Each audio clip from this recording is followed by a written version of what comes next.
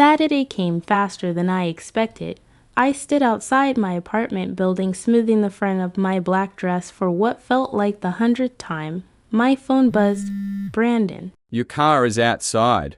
I looked up. A familiar black luxury sedan was already waiting at the curb. Before climbing in, I glanced back toward our apartment building. Alexis had already left hours earlier for a dinner party at her parents' house in New Jersey. She wasn't expected home until the morning. Part of me was relieved. Another part felt guilty for not telling her where I was going. The driver opened the rear door. Good evening, Miss Crystal. I nodded nervously. Good evening. As the city lights blurred past the window, I couldn't stop wondering what Brandon's world actually looked like. Tonight, I was finally going to find out. The elevator opened directly into Brandon's loft. He was waiting for me. You made it. He said with an easy smile. I said I would.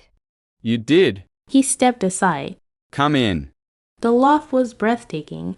Floor-to-ceiling windows overlooked Manhattan. Modern artwork hung perfectly centered on white walls. Everything was expensive. Everything matched. Everything. Looked and touched, the leather couch didn't have a wrinkle in it. The kitchen counters were spotless. The books on the shelves looked arranged by color instead of being read. Even the coffee table looked like it had never held a coffee cup. It was beautiful, but it didn't feel lived in, almost like a luxury model apartment waiting for someone to move in. You have a nice place. I said. Thank you. That was all he offered. No story about how he found it. No explanation, just thank you.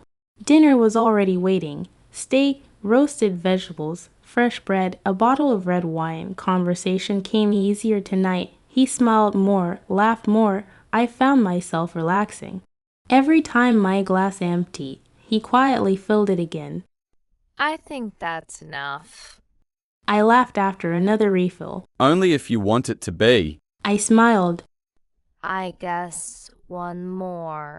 One became two became. I honestly wasn't sure. The room slowly became soft around the edges. The city lights outside blurred together. My eyelids started feeling heavy. Brandon noticed before I did. You're exhausted. I laughed sleepily. I think the wine finally won. He stood. Come on. I looked up. You can sleep in my bed. I blinked. What about you? I'll take the couch. You don't have to do that. I know. That answer again. I want to. I was too tired to argue. The room was quiet. The bed was unbelievably comfortable. I barely remembered pulling the blankets over myself. I heard Brandon tell me goodnight. Then a thing. Pieces, fragments, a warm hand finding mine. Someone brushing hair away from my face. A kiss, soft, slow, dreamlike. Everything after that faded into darkness. Sunlight. I opened my eyes slowly. For a second, I didn't recognize the room. Then I turned my head. Brandon was asleep beside me, still fully dressed. One arm resting on top of the blanket between us. I sat up immediately. My heart pounded. What happened? I searched my memory. Dinner, wine, his bedroom. Then, nothing clear. Brandon stirred awake. Morning. I need to go. He sat up but didn't try to stop me. I'll call you a car. Within minutes, another black sedan was waiting downstairs. The ride back to Brooklyn was almost silent. When we arrived, Brandon walked me to the apartment entrance.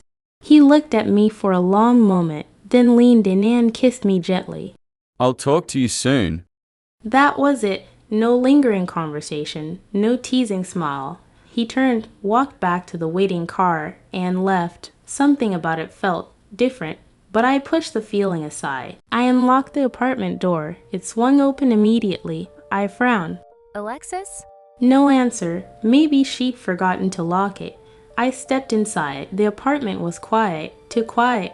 I noticed her outfit from the dinner party draped neatly over the back of the chair.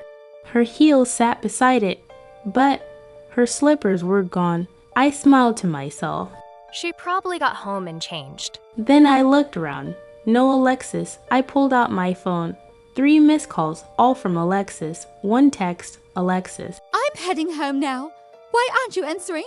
The timestamp read to 47 a.m. Nothing after that. No good night. No I'm home. Nothing. A knot formed in my stomach. I called her immediately. The phone rang. Once, twice, 3 times. Why do I hear that? I slowly followed the sound down the hallway to Alexis's bedroom. The ringing grew louder. I pushed the door open. Her phone was lying on the bed, still ringing. Next to it, her purse, her apartment keys. I slowly picked up her phone. I knew her passcode, the screen unlocked, missed calls, her mom, her younger brother, voicemails, texts. Mom. Did you make it home? Mom. Alexis, answer me. Brother. Mom's worried. Call us. None of them had been answered. My hands started shaking. I looked around her room one more time. Phone, purse, keys, everything she would have needed if she'd left again. My heart began pounding. Because suddenly, one terrifying thought hit me. If Alexis made it home, then where was she?